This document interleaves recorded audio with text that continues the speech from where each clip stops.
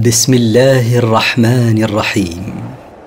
مركز تفسير للدراسات القرآنية يقدم المختصر في تفسير القرآن الكريم صوتيا برعاية أوقاف نوره الملاحي. سورة المؤمنون مكية.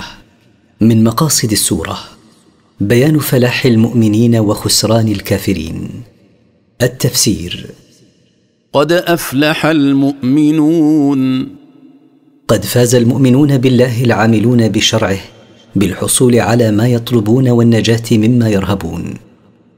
الذين هم في صلاتهم خاشعون. الذين هم في صلاتهم متذللون، قد سكنت فيها جوارحهم وفرغت قلوبهم من الشواغل. والذين هم عن اللغو معرضون. والذين هم عن الباطل واللهو وما فيه معصية من الأقوال والأفعال معرضون. والذين هم للزكاة فاعلون. والذين هم لتطهير أنفسهم من الرذائل وتطهير أموالهم بإخراج زكاتها فاعلون. والذين هم لفروجهم حافظون. والذين هم لفروجهم بإبعادها عن الزنا واللواط والفواحش حافظون، فهم أعفاء طاهرون. إلا على أزواجهم أو ما ملكت أيمانهم فإنهم غير ملومين. إلا على زوجاتهم أو ما يملكون من الإماء، فإنهم لا يلامون في الاستمتاع بهن بالوطء وغيره. فمن ابتغى وراء ذلك فأولئك هم العادون. فمن طلب الاستمتاع بما عدا الزوجات أو إمائه اللاتي يملكها فهو متجاوز لحدود الله بتجاوز ما أحله من التمتع إلى ما حرمه منه.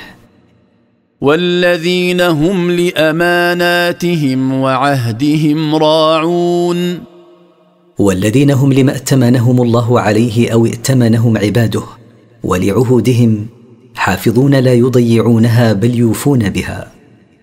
والذين هم على صلواتهم يحافظون. والذين هم على صلواتهم يحافظون بالمداومة عليها وعلى أدائها في أوقاتها بأركانها وواجباتها ومستحباتها. أولئك هم الوارثون. أولئك المتصفون بهذه الصفات هم الوارثون. الذين يرثون الفردوس هم فيها خالدون. الذين يرثون أعلى الجنة هم فيها ماكثون أبدا، لا ينقطع نعيمهم فيها. ولقد خلقنا الإنسان من سلالة من طين. ولقد خلقنا أبا البشر آدم من طين، أخذت تربته من خلاصة استخرجت من ماء مختلط بتربة الأرض. ثم جعلناه نطفة في قرار مكين. ثم خلقنا ذريته متناسلين من نطفة تستقر في الرحم إلى حين الولادة. ثم خلقنا النطفة علقة فخلقنا العلقة مضغة فخلقنا المضغة عظاما فكسونا العظام لحما ثم أنشأناه خلقا آخر فتبارك الله أحسن الخالقين. فخلقنا بعد ذلك النطفة المستقرة في الرحم علقة حمراء، ثم جعلنا تلك العلقة الحمراء كقطعة لحم ممضوغة، فخلقنا قطعة اللحم تلك عظاما متصلبة، فألبسنا تلك العظام لحما، ثم أنشأناه خلقا آخر بنفخ الروح فيه وإخراجه إلى الحياة، فتبارك الله أحسن الخالقين. ثم إنكم بعد ذلك لميتون. ثم إنكم أيها الناس بعدما مررتم به من تلك الأطوار ستموتون عند انقضاء أجلكم. ثم إنكم يوم القيامة تبعثون. ثم إنكم بعد موتكم تبعثون من قبوركم يوم القيامة لتحاسبوا على ما قدمتم من عمل. ولقد خلقنا فوقكم 7 طرائق وما كنا عن الخلق غافلين. ولقد خلقنا فوقكم أيها الناس 7 سماوات بعضها فوق بعض وما كنا بغافلين عن خلقنا ولا ناسين إياه. وأنزلنا من السماء ماء بقدر فأسكناه في الأرض وإنا على ذهاب به لقادرون. وأنزلنا من السماء ماء المطر بمقدار الحاجة، لا كثيرا فيفسد ولا قليلا فلا يكفي، فجعلناه يستقر في الأرض ينتفع به الناس والدواب، وإنا لقادرون على أن نذهب به فلا تنتفعون. فأنشأنا لكم به جنات من نخيل وأعناب لكم فيها فواكه كثيرة ومنها تأكلون. فأنشأنا لكم بذلك الماء بساتين من النخيل والأعناب، لكم فيها فواكه متعددة الأشكال والألوان كالتين والرمان والتفاح، ومنها تأكلون. وشجرة تخرج من طور سيناء تنبت بالدهن وصبغ للآكلين. وأنشأنا لكم به شجرة الزيتون التي تخرج في منطقة جبل سيناء، تنبت الدهن الذي يستخرج من ثمرها يدهن به ويؤتدم. وإن لكم في الأنعام لعبرة نسقيكم مما في بطونها ولكم فيها منافع كثيرة ومنها تأكلون. وإن لكم أيها الناس في الأنعام الإبل والبقر والغنم لعبرة ودلالة تستدلون بها على قدرة الله ولطفه بكم. نسقيكم مما في بطون هذه الأنعام لبنا خالصا سائغا للشاربين، ولكم فيها منافع كثيرة تنتفعون بها منها كالركوب والصوف والوبر والشعر، وتأكلون من لحومها. وعليها وعلى الفلك تحملون. وعلى الإبل من الأنعام في البر، وعلى السفن في البحر تحملون. ولقد أرسلنا نوحا إلى قومه فقال يا قوم اعبدوا الله ما لكم من إله غيره أفلا تتقون. ولقد بعثنا نوحا عليه السلام إلى قومه يدعوهم إلى الله، فقال لهم يا قوم اعبدوا الله وحده ما لكم من معبود بحق غيره سبحانه، أفلا تتقون الله بامتثال أوامره واجتناب نواهيه. فقال الملأ الذين كفروا من قومه ما هذا إلا بشر مثلكم يريد أن يتفضل عليكم ولو شاء الله لأنزل ملائكة ما سمعنا بهذا في آبائنا الأولين. فقال الأشراف والسادة الذين كفروا بالله من قومه لأتباعهم وعامتهم ما هذا الذي يزعم أنه رسول إلا بشر مثلكم يريد الرئاسة والسيادة عليكم، ولو شاء الله أن يرسل إلينا رسولا لأرسله من الملائكة ولم يرسله من البشر، ما سمعنا بمثل ما ادعاه عند أسلافنا الذين سبقونا.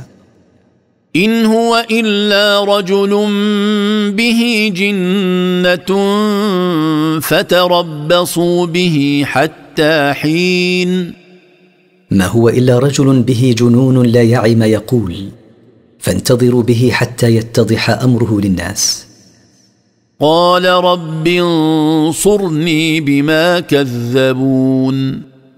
قال نوح عليه السلام: رب انصرني عليهم بأن تنتقم لي منهم بسبب تكذيبهم إياي. فأوحينا إليه أن اصنع الفلك بأعيننا ووحينا، فإذا جاء أمرنا وفارت النور فاسلك فيها من كل زوجين اثنين وأهلك إلا من سبق عليه القول منهم ولا تخاطبني في الذين ظلموا إنهم مغرقون. فأوحينا إليه أن اصنع السفينة بمرأ منا وتعليمنا إياك كيف تصنعها، فإذا جاء أمرنا بإهلاكهم ونبع الماء بقوة من المكان الذي يخبز فيه، فأدخل فيها من كل الأحياء ذكرا وأنثى ليستمر النسل، وأدخل أهلك إلا من سبق عليه القول من الله بالإهلاك مثل زوجتك وابنك، ولا تخاطبني في الذين ظلموا بالكفر بطلب نجاتهم وترك إهلاكهم، إنهم مهلكون لا محالة بالغرق في ماء الطوفان. فإذا استويت أنت ومن معك على الفلك فقل الحمد لله الذي نجانا من القوم الظالمين. فإذا علوت على السفينة أنت ومن معك من المؤمنين الناجين فقل الحمد لله الذي أنقذنا من القوم الكافرين فأهلكهم. وقل رب أنزلني منزلا مباركا وأنت خير المنزلين. وقل رب أنزلني من الأرض إنزالا مباركا وأنت خير المنزلين. إن في ذلك لآيات وإن كنا لمبتلين. إن في ذلك المذكور من إنجاء نوح والمؤمنين معه وإهلاك الكافرين لدلالات جلية على قدرتنا على نصر رسلنا وإهلاك المكذبين بهم، وإن كنا لمختبرين قوم نوح بإرساله إليهم ليتضح المؤمن من الكافر والمطيع من العاصي. ثم أنشأنا من بعدهم قرنا آخرين. ثم أنشأنا من بعد إهلاك قوم نوح أمة أخرى، فأرسلنا فيهم رسولا منهم أن اعبدوا الله ما لكم من إله غيره أفلا تتقون. فبعثنا فيهم رسولا منهم يدعوهم إلى الله، فقال لهم اعبدوا الله وحده ما لكم من معبود بحق غيره سبحانه أفلا تتقون الله باجتناب نواهيه وامتثال أوامره. وقال الملأ من قومه الذين كفروا وكذبوا بلقاء الآخرة وأترفناهم في الحياة الدنيا ما هذا إلا بشر مثلكم يأكل مما تأكلون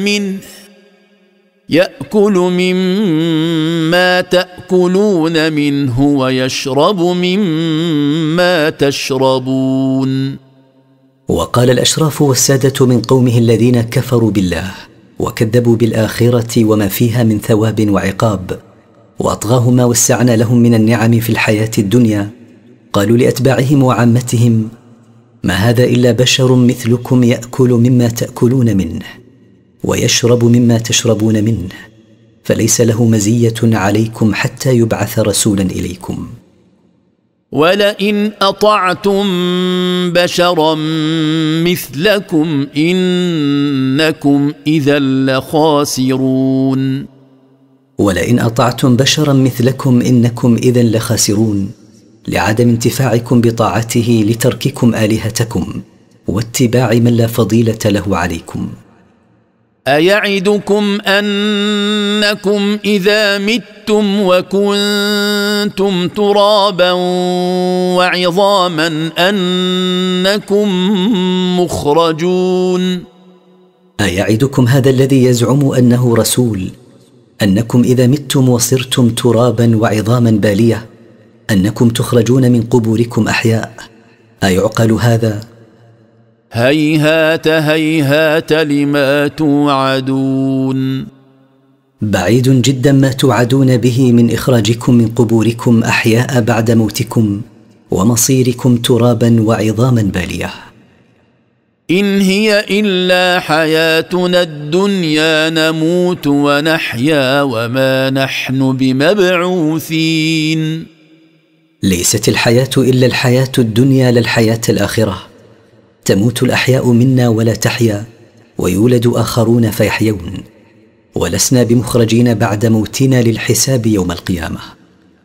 إن هو إلا رجل افترى على الله كذبا وما نحن له بمؤمنين.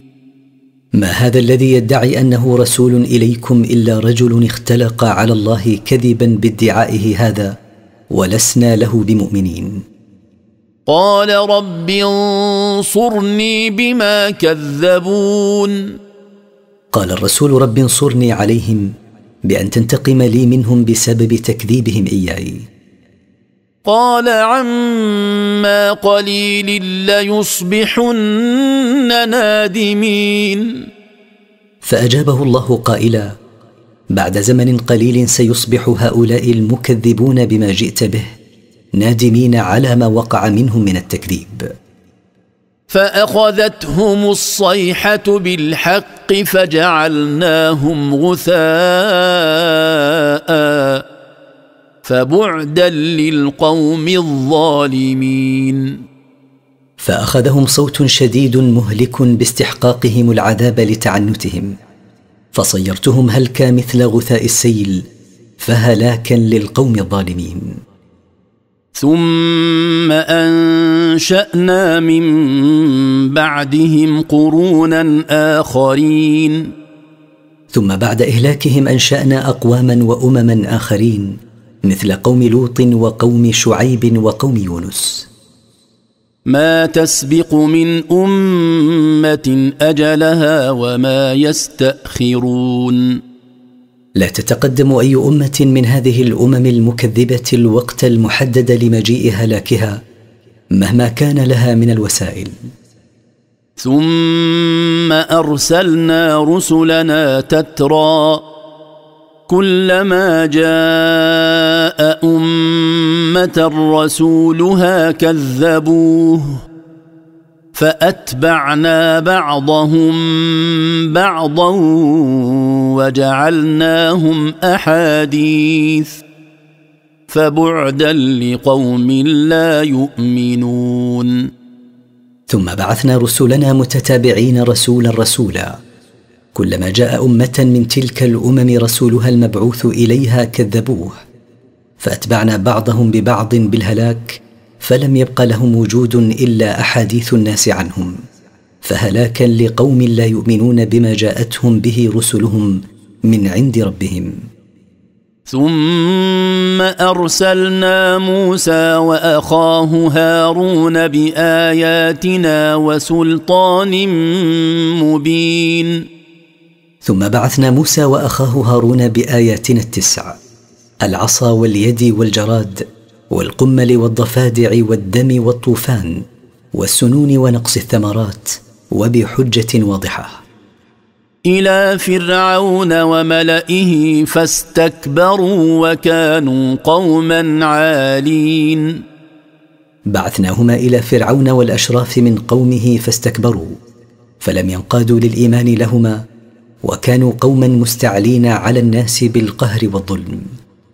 فقالوا أنؤمن لبشرين مثلنا وقومهما لنا عابدون.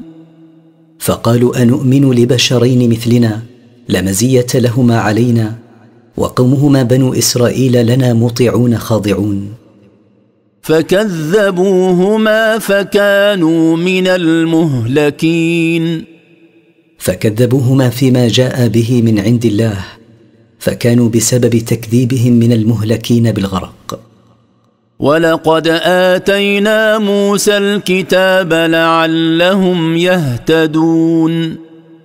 ولقد أعطينا موسى التوراة رجاء أن يهتدي بها قومه إلى الحق ويعملوا بها.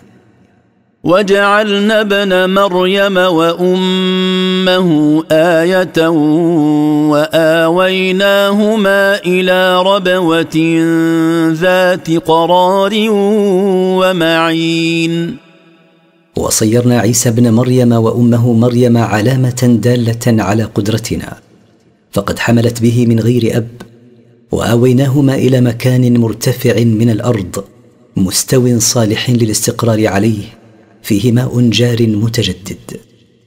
يا أيها الرسل كلوا من الطيبات واعملوا صالحا إني بما تعملون عليم.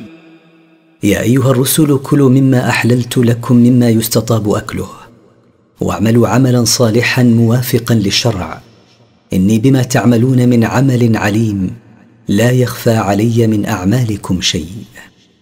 وإن هذه أمتكم أمة واحدة وأنا ربكم فاتقون.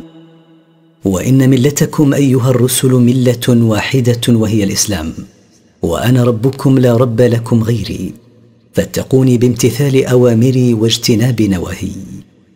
فتقطعوا أمرهم بينهم زبرا كل حزب بما لديهم فرحون.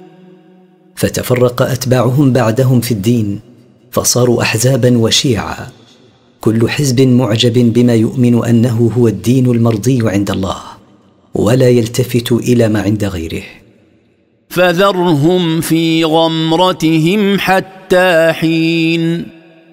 فاتركهم أيها الرسول فيما هم فيه من الجهل والحيرة إلى حين نزول العذاب بهم. أيحسبون أن ما نمدهم به من مال وبنين نسارع لهم في الخيرات بل لا يشعرون. أيظن هؤلاء الأحزاب الفرحون بما لديهم أن ما نعطيهم من الأموال والأولاد في الحياة الدنيا هو تعجيل خير لهم يستحقونه؟ ليس الأمر كما ظنوا إنما نعطيهم ذلك إملاء واستدراجا لهم لكنهم لا يحسون بذلك. إن الذين هم من خشية ربهم مشفقون. إن الذين هم مع إيمانهم وإحسانهم وجلون من ربهم. والذين هم بآيات ربهم يؤمنون. والذين هم بآيات كتابه يؤمنون. والذين هم بربهم لا يشركون. والذين هم يوحدون ربهم لا يشركون به شيئا. والذين يؤتون ما آتوا وقلوبهم وجلة أنهم إلى ربهم راجعون. والذين يجتهدون في أعمال البر ويتقربون إلى الله بالأعمال الصالحة وهم خائفون ألا يتقبل الله منهم إنفاقهم وأعمالهم الصالحة إذا رجعوا إليه يوم القيامة. أولئك يسارعون في الخيرات وهم لها سابقون. أولئك الموصوفون بهذه الصفات العظيمة يبادرون إلى الأعمال الصالحة وهم إليها سابقون ومن أجلها سبقوا غيرهم. ولا نكلف نفسا إلا وسعها ولدينا كتاب ينطق بالحق وهم لا يظلمون. ولا نكلف نفسا إلا قدر ما تستطيعه من العمل، وعندنا كتاب أثبتنا فيه عمل كل عامل ينطق بالحق الذي لا مرية فيه، وهم لا يظلمون بنقص حسناتهم ولا زيادة سيئاتهم. بل قلوبهم في غمرة من هذا ولهم أعمال من دون ذلك هم لها عاملون. بل قلوب الكفار في غفلة من هذا الكتاب الذي ينطق بالحق والكتاب الذي نزل عليهم، ولهم أعمال أخرى دون ما هم عليه من الكفر هم لها عاملون. حتى إذا أخذنا مترفيهم بالعذاب إذا هم يجأرون. حتى إذا عاقبنا منعميهم في الدنيا بالعذاب يوم القيامة إذا هم يرفعون أصواتهم مستغيثين. لا تجأروا اليوم إنكم منا لا تنصرون. فيقال لهم تيئيسا لهم من رحمة الله: لا تصرخوا ولا تستغيثوا في هذا اليوم، فإنه لا ناصر لكم يمنعكم من عذاب الله. قد كانت آياتي تتلى عليكم فكنتم على أعقابكم تنكصون. قد كانت آيات كتاب الله تقرأ عليكم في الدنيا فكنتم ترجعون مولين عنها إذا سمعتموها كراهية لها. مستكبرين به سامرا تهجرون. تفعلون ذلك مستكبرين على الناس بما تزعمونه من أنكم أهل الحرم ولستم أهله، لأن أهله هم المتقون، وتتسامرون حوله بالسيء من القول فأنتم لا تقدسونه. أفلم يدبروا القول أم جاءهم ما لم يأت آباءهم الأولين. أفلم يتدبر هؤلاء المشركون ما أنزل الله من القرآن ليؤمنوا به ويعملوا بما فيه، أم جاءهم ما لم يأت أسلافهم من قبلهم فأعرضوا عنه وكذبوا به؟ أم لم يعرفوا رسولهم فهم له منكرون. أم إنهم لم يعرفوا محمدا صلى الله عليه وسلم الذي أرسله الله إليهم فهم منكرون له، لقد عرفوه وعرفوا صدقه وأمانته. أم يقولون به جنة بل جاءهم بالحق وأكثرهم للحق كارهون. بل يقولون هو مجنون، لقد كذبوا، بل جاءهم بالحق الذي لا مرية فيه أنه من عند الله، ومعظمهم كارهون للحق مبغضون له حسدا من عند أنفسهم وتعصبا لباطلهم. ولو اتبع الحق أهواءهم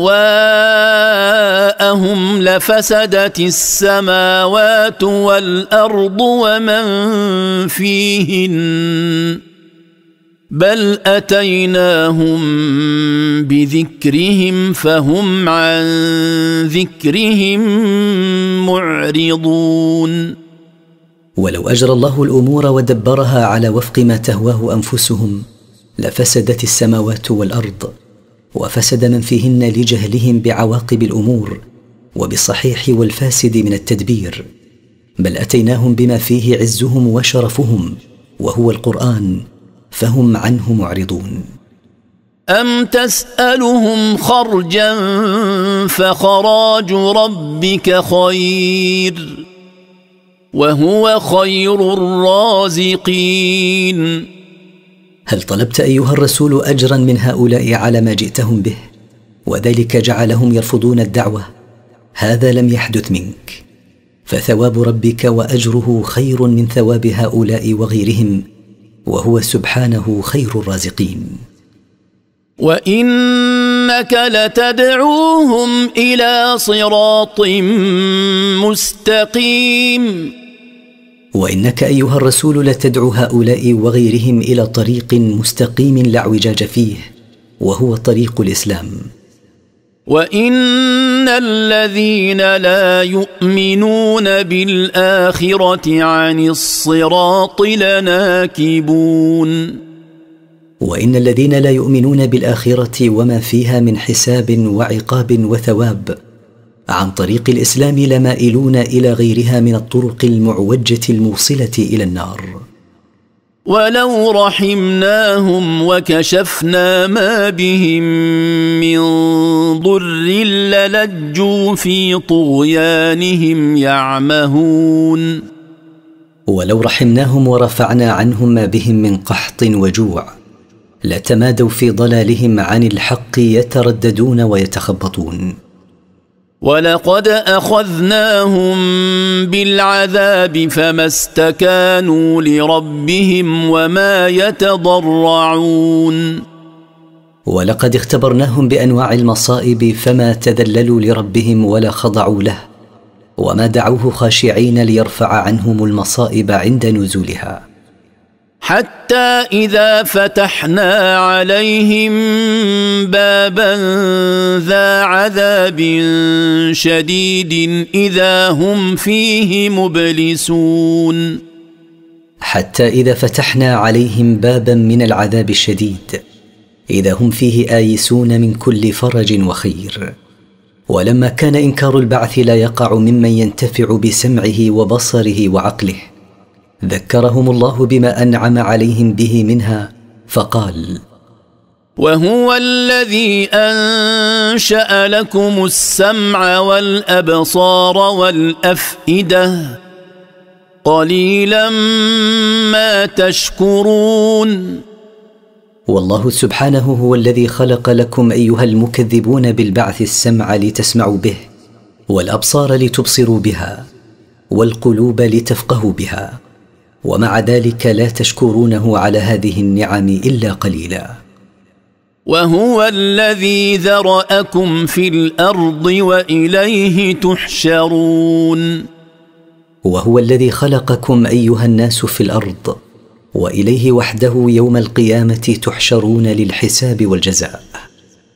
وهو الذي يحيي ويميت وله اختلاف الليل والنهار أفلا تعقلون. وهو وحده سبحانه الذي يحيي فلا محيي غيره، وهو وحده الذي يميت فلا مميت سواه، وإليه وحده تقدير اختلاف الليل والنهار ظلمة وإنارة وطولا وقصرا. أفلا تعقلون قدرته وتفرده بالخلق والتدبير؟ بل قالوا مثل ما قال الأولون. بل قالوا مثل ما قال آباؤهم وأسلافهم في الكفر. قالوا أإذا متنا وكنا ترابا وعظاما أإنا لمبعوثون. قالوا على وجه الاستبعاد والإنكار: أإذا متنا وصرنا ترابا وعظاما بالية أإنا لمبعوثون أحياء للحساب. لقد وعدنا نحن وآباؤنا هذا من قبل إن هذا إلا أساطير الأولين. لقد وعدنا هذا الوعد وهو البعث بعد الموت، ووعد أسلافنا من قبل بذلك ولم نر ذلك الوعد يتحقق، ما هذا إلا أباطيل الأقدمين وأكاذيبهم. قل لمن الأرض ومن فيها إن كنتم تعلمون. قل أيها الرسول لهؤلاء الكفار المنكرين للبعث: لمن هذه الأرض ومن عليها إن كان لكم علم؟ سيقولون لله قل أفلا تذكرون. سيقولون الأرض ومن عليها لله، فقل لهم: ألا تتذكرون أن من له الأرض ومن عليها قادر على إحيائكم بعد موتكم؟ قل من رب السماوات السبع ورب العرش العظيم. قل لهم: من رب السماوات السبع ومن رب العرش العظيم الذي لا يوجد مخلوق أعظم منه. سيقولون لله قل أفلا تتقون. سيقولون: السماوات السبع والعرش العظيم ملك لله. فقل لهم: أفلا تتقون الله بامتثال أوامره واجتناب نواهيه لتسلموا من عذابه؟ قل من بيده ملكوت كل شيء وهو يجير ولا يجار عليه إن كنتم تعلمون. قل لهم: من الذي بيده ملك كل شيء لا يشد عن ملكه شيء، وهو يغيث من شاء من عباده، ولا أحد يمتنع ممن أراده هو بسوء فيدفع عنه العذاب، إن كان لكم علم. سيقولون لله قل فأنى تسحرون. سيقولون: ملك كل شيء بيده سبحانه. فقل لهم: فكيف تذهب عقولكم وتعبدون غيره مع إقراركم بذلك؟ بل أتيناهم بالحق وإنهم لكاذبون. ليس الأمر كما يدعون، بل جئناهم بالحق وإنهم لكاذبون فيما يدعونه لله من الشريك والولد، تعالى الله عن قولهم علوا كبيرا. ما اتخذ الله من ولد وما كان معه من إله إذا لذهب كل إله بما خلق ولعلى بعضهم على بعض سبحان الله عما يصفون. ما اتخذ الله من ولد كما يزعم الكفار، وما كان معه من معبود بحق، ولو فرض أنه معه معبود بحق لذهب كل معبود بنصيبه من الخلق الذي خلقه، ولغالب بعضهم بعضا فيفسد نظام الكون، والواقع أن شيئا من ذلك لم يحدث، فدل على أن المعبود بحق واحد وهو الله وحده تنزه وتقدس عما يصفه به المشركون مما لا يليق به من الولد والشريك. عالم الغيب والشهادة فتعالى عما يشركون. عالم كل ما غاب عن خلقه، وعالم كل ما يشاهد ويدرك بالحواس، لا يخفى عليه شيء من ذلك، فتعالى سبحانه أن يكون له شريك. قل رب إما تريني ما يوعدون. قل يا أيها الرسول: رب إما تريني في هؤلاء المشركين ما وعدتهم من العذاب. رب فلا تجعلني في القوم الظالمين. رب إن عاقبتهم وأنا أشاهد ذلك فلا تجعلني فيهم فيصيبني ما أصابهم من العذاب. وإنا على أن نريك ما نعدهم لقادرون. وإنا على أن نجعلك تشاهد وترى ما نعدهم به من العذاب لقادرون، لا نعجز عن ذلك ولا عن غيره. ادفع بالتي هي أحسن السيئة نحن أعلم بما يصفون. ادفع أيها الرسول من يسيء إليك بالخصلة التي هي أحسن، بأن تصفح عنه وتصبر على أذاه، نحن أعلم بما يصفون من الشرك والتكذيب، وبما يصفونك به مما لا يليق بك كالسحر والجنون. وقل رب أعوذ بك من همزات الشياطين.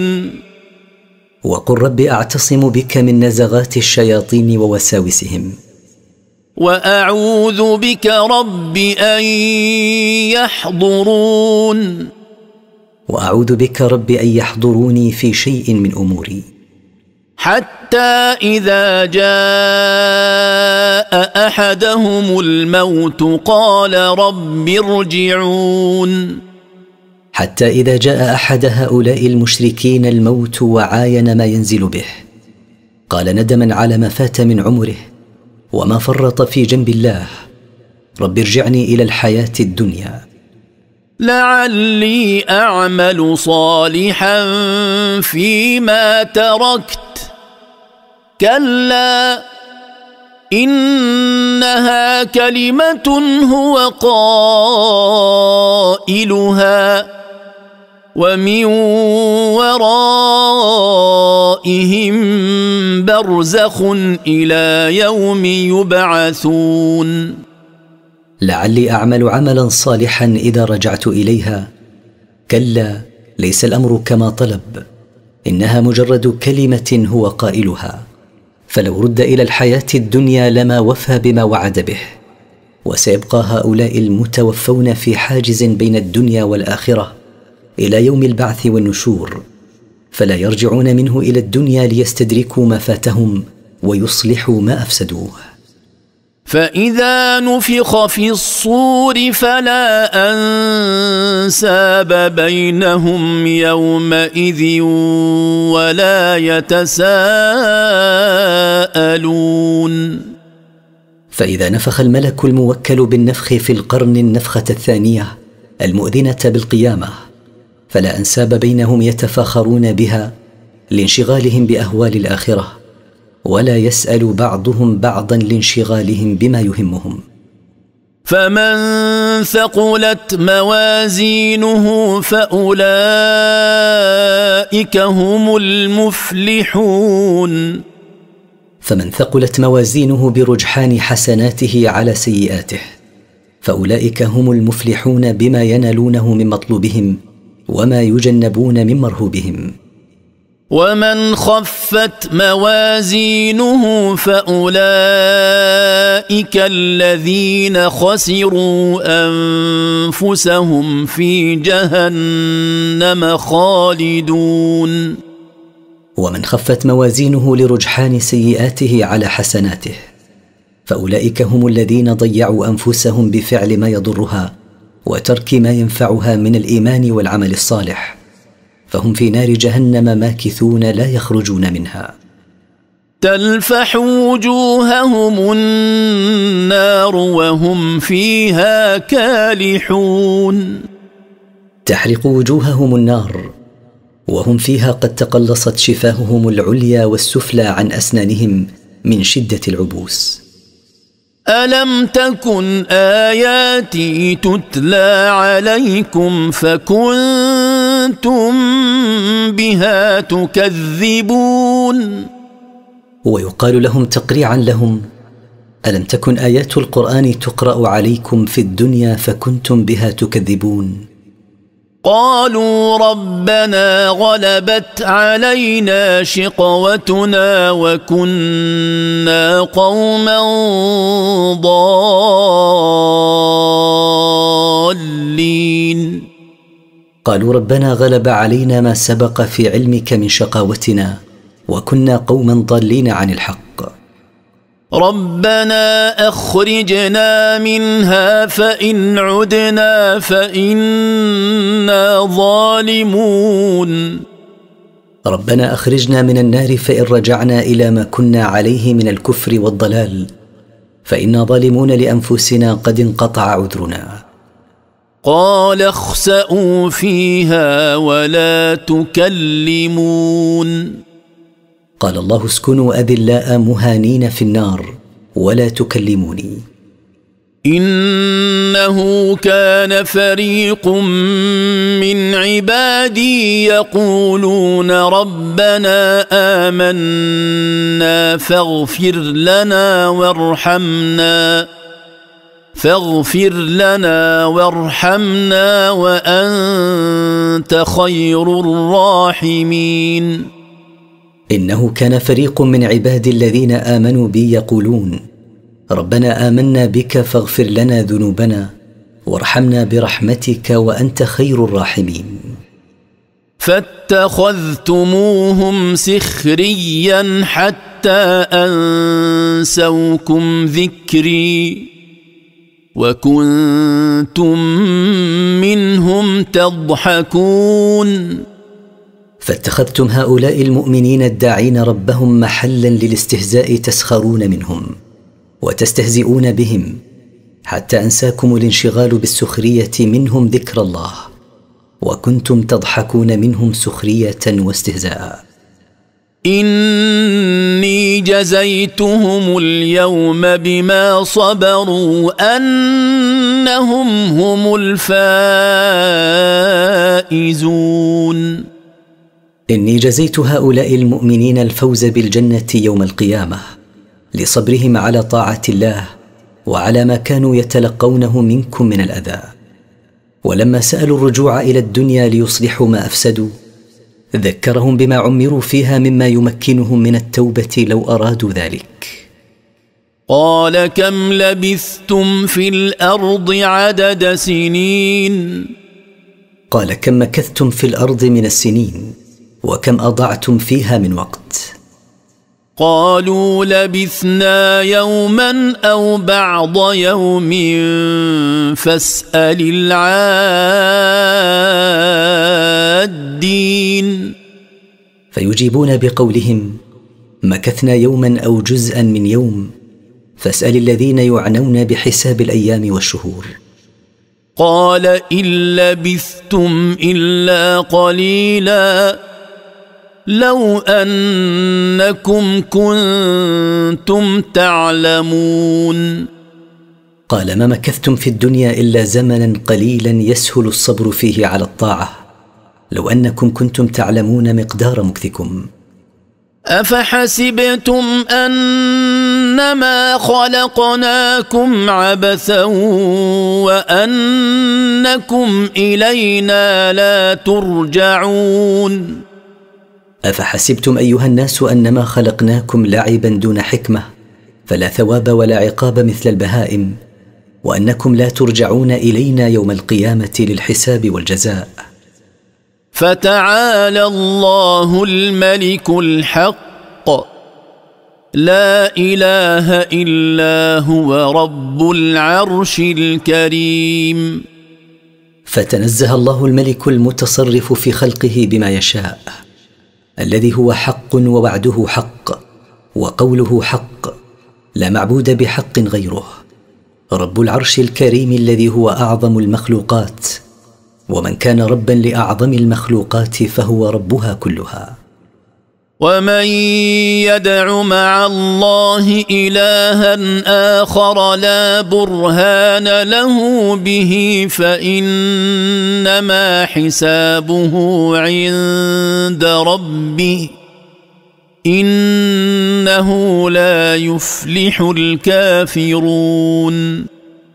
ومن يدع مع الله معبودا آخر لا حجة له على استحقاقه العبادة وهذا شأن كل معبود غير الله فإنما جزاء عمله السيء عند ربه سبحانه فهو الذي يجازيه بالعذاب عليه.